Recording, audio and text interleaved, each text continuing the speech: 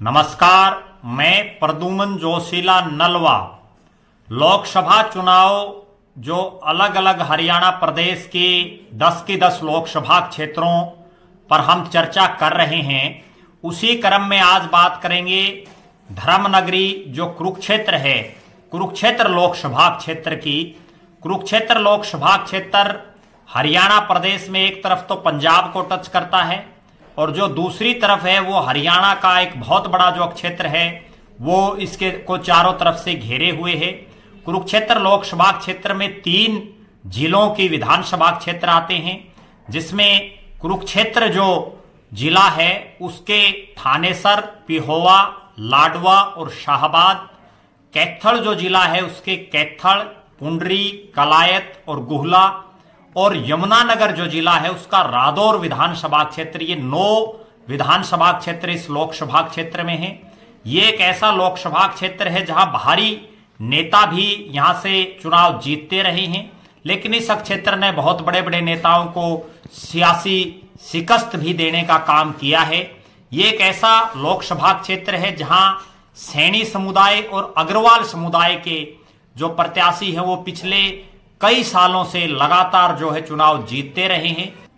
इसके अलावा अगर बात करें इस लोकसभा क्षेत्र में पिछले जो कुछ चुनाव हैं उसमें कई बड़े बड़े चेहरों को यहां हार का सामना भी करना पड़ा है, और वो भी बुरी तरह से हार का सामना करना पड़ा है।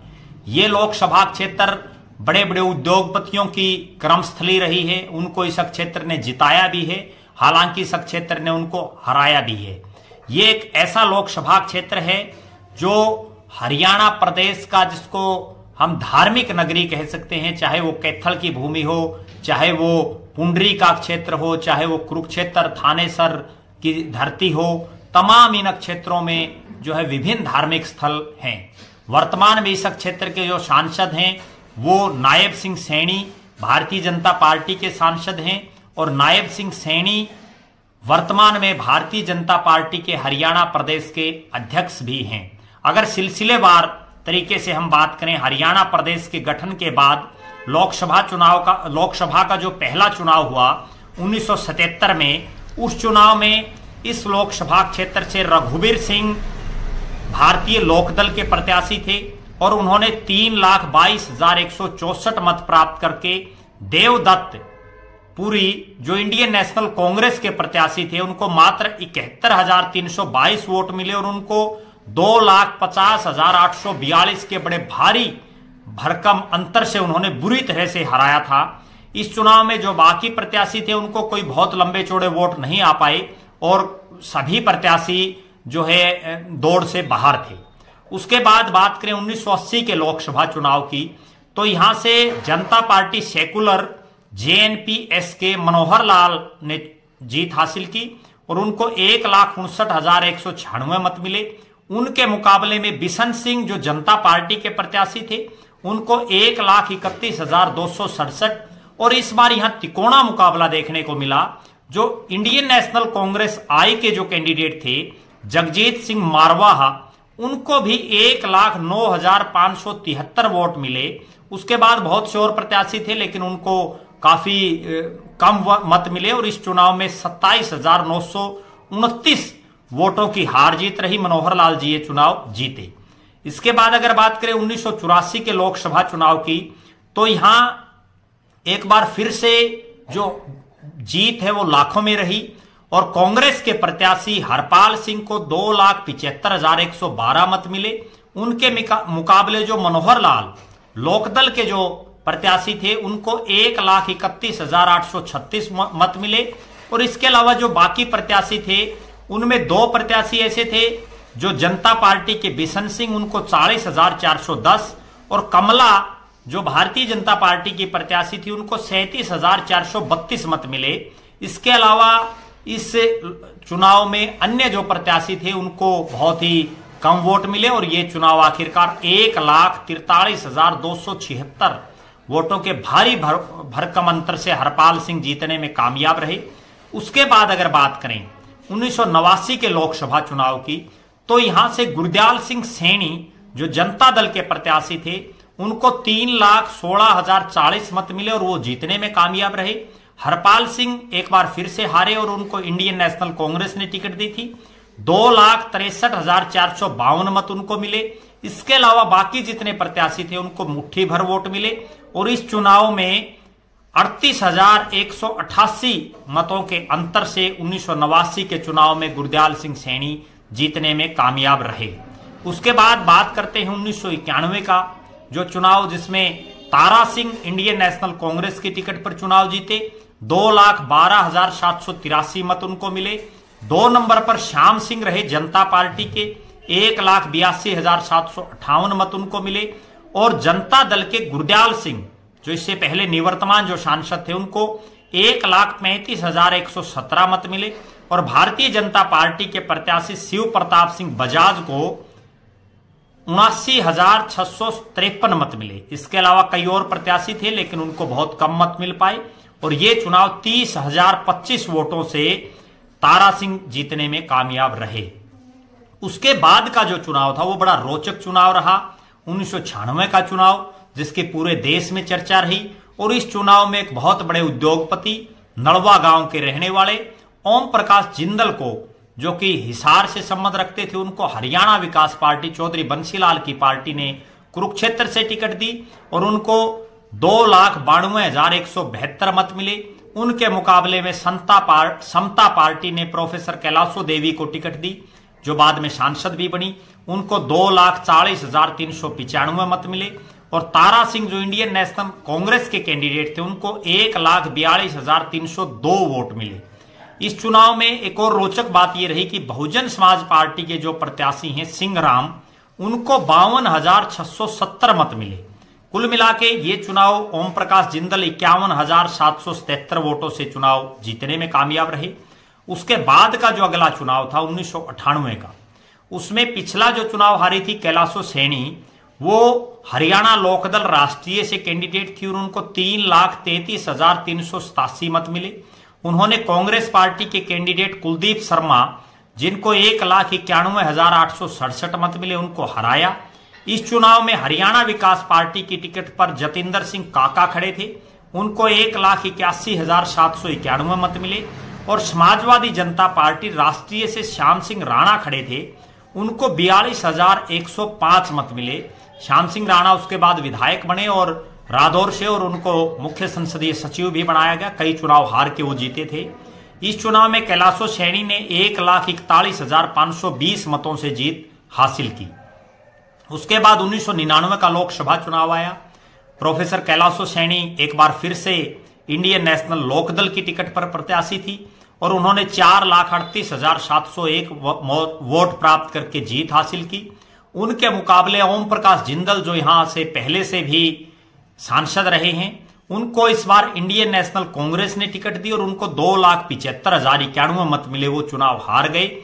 ये चुनाव आमने सामने का था, बाकी सभी प्रत्याशियों को मुट्ठी भर वोट मिले और इस चुनाव में 1,63,610 मतों से जिंदल साहब चुनाव हारे, कैलाशो सैनी चुनाव जीती।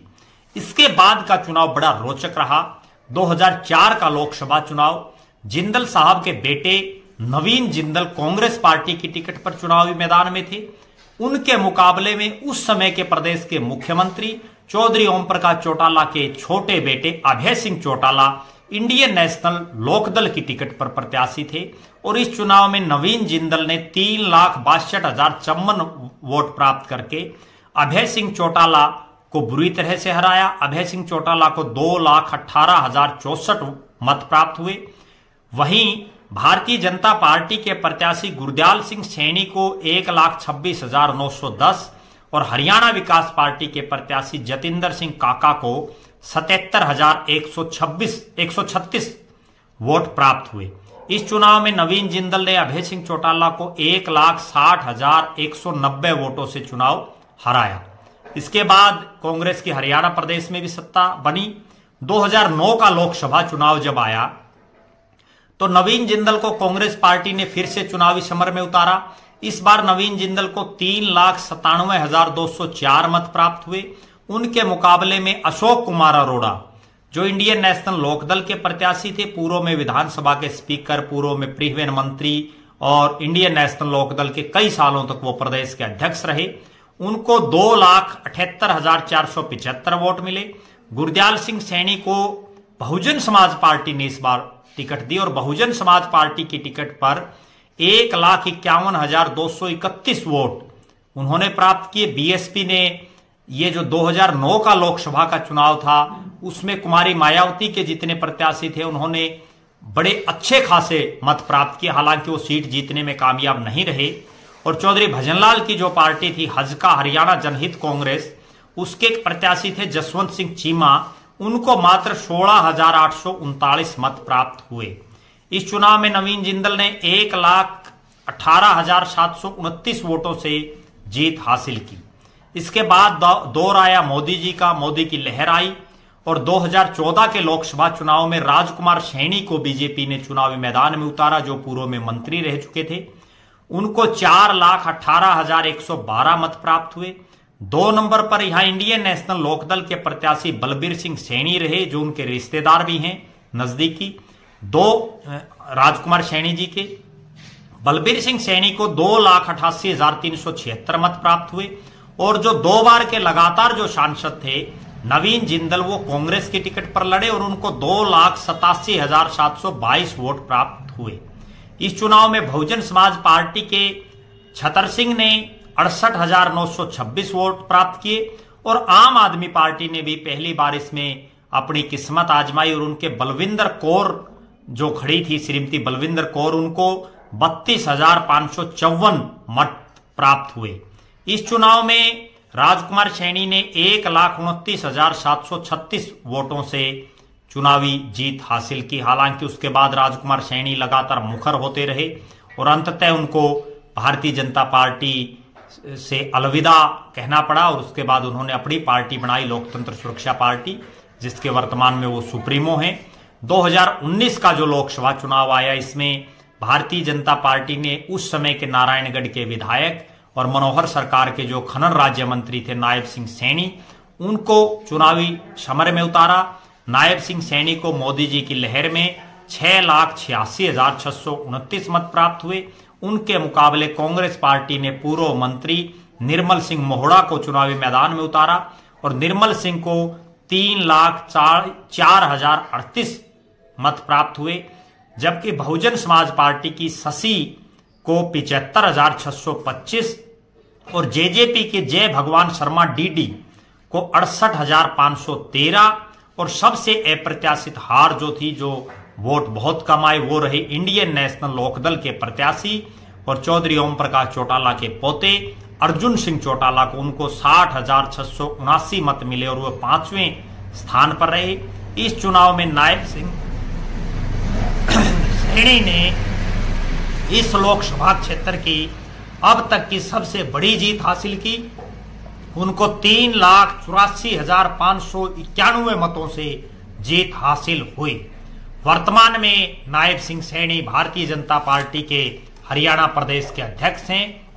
इस लोकसभा सीट पर जो कांग्रेस और आम आदमी पार्टी इंडिया जो अलायंस है, उसके समझौते में ये सीट अब आम आदमी पार्टी के कोटे में चली गई है। कांग्रेस के बड़े बड़े नेता यहाँ टिकट से वंचित रह गए हैं, वो चाहे इस क्षेत्र में अशोक कुमार अरोड़ा हों या निर्मल सिंह हों, जयप्रकाश हों, खुद रणदीप सिंह सुरजेवाला का ये इलाका है। लेकिन यहाँ अब उन सब नेताओं को आम आदमी पार्टी झाड़ू के लिए जो है वोट मांगने होंगे। अब इंडिया गठबंधन का प्रत्याशी यहां से आ चुका है। भारतीय जनता पार्टी किसे चुनावी समर में उतारती है, ये देखना होगा और ये सीट बड़ा रोचक रहेगा इस सीट पर, क्योंकि यहां आम आदमी पार्टी के प्रदेश अध्यक्ष खड़े हैं। अगर भारतीय जनता पार्टी भी अपने प्रदेश अध्यक्ष नायब सिंह सैनी जो वर्तमान में सांसद हैं इसी क्षेत्र से, उनको चुनावी मैदान में उतार देती है, तो 2 प्रमुख राजनीतिक पार्टियों के प्रदेश अध्यक्षों के बीच यहां चुनाव देखने को मिलेगा। देखना यह है कि इस क्षेत्र का 2024 में प्रतिनिधित्व संसद में कौन करता है, उस पर हमारी नजरें बनी रहेंगी। आप लगातार हमारे साथ बने रहें।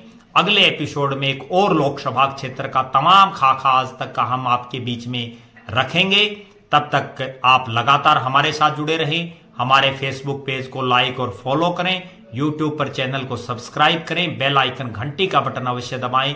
वीडियो को ज्यादा से ज्यादा शेयर करें, अपने बहुमूल्य कमेंट्स अवश्य लिखें। आपका बहुत बहुत धन्यवाद। आपका अपना प्रद्युमन जोशीला नलवा।